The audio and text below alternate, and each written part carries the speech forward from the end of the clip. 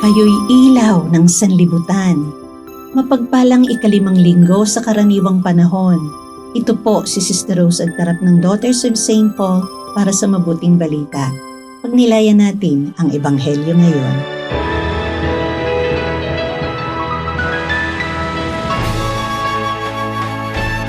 Sinabi ni Jesus sa kanyang mga alagad, Kayo ang asin ng mundo.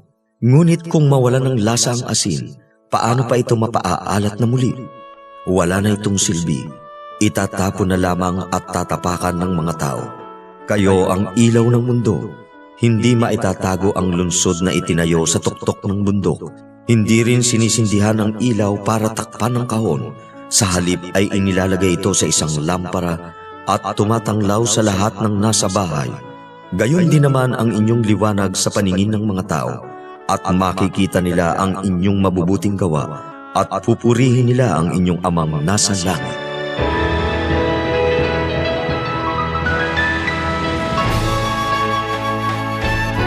Magandang araw mga kapanalig, Father Vince po ng Society of St. Paul. Noong panahon ni Jesus, ang panluto po nila ay oven. May mga common oven ang bayan kung saan nagluluto ang mga pamilya. Hindi kaya ng mga kahoy na panggatong lamang ang pangningas sa oven. Kaya kumukolekta sila ng mga dumi ng kamelyo o asno. Hinahaluan ito ng asin at minumolde na parang uling at pinapatuyo sa araw. Ang pinaka-base daw ng oven ay blocking asin at sa ibabaw noon doon ipinapatong ang mga ginawa nilang parang uling na gawa sa dumi ng hayop na hinaluan din ng asin.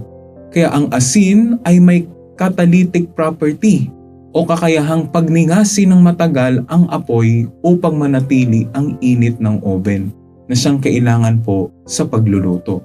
Sa ganitong pananaw, sinabi ng ating Panginoong Hesus na kayo ay asin at ilaw ng mundo.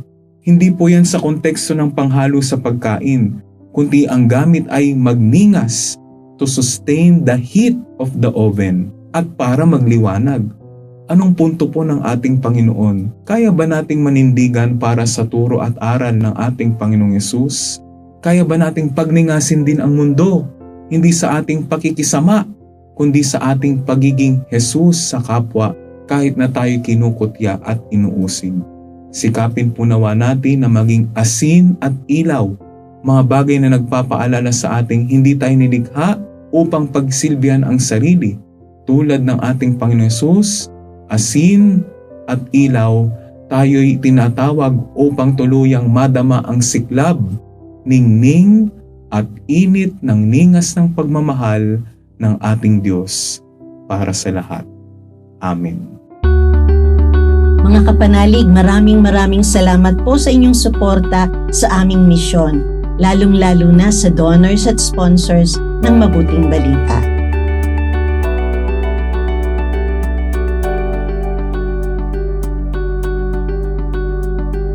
Subscribe, like, share, and follow po lines sa aming social media accounts. Patuloy po kaming humihingi ng inyong love offerings at donasyon upang maipagpatuloy namin ang programang ito at iba pang mga proyekto sa pagpapalaganap ng mabuting balita. Maaari niyo pong ipadala ito sa aming donations channels. Ipadala rin po ninyo ang inyong mga intensyon at kahilingan at nang maisama namin kayo sa aming panalangin araw-araw. Ito pong muli si Sister Rose na nag-aanyaya sa inyong manalangin. O mapagkalingang Birhen ng Lourdes, dumudulog kaming dumaranas ng mga karamdaman sa iyo, sapagkat ikaw ang taga-aliw ng mga nagdadalamhati at kalusugan ng mga may sakit. Lubos kaming nagtitiwala sa iyo. Taglay ang maalab na pananampalataya at pamimintuho, buong kababaang loob kaming sumasamo sa iyo para sa mga kapatid naming may karamdaman. Ilayo mo sila sa panganib at ibangon sa banig ng karamdaman upang sila'y makabalik sa paglilingkod sa iyong anak na nabubuhay at nagahari magpakailanman. Amen. Mahal na Birhen ng Lourdes, ipanalangin mo kami.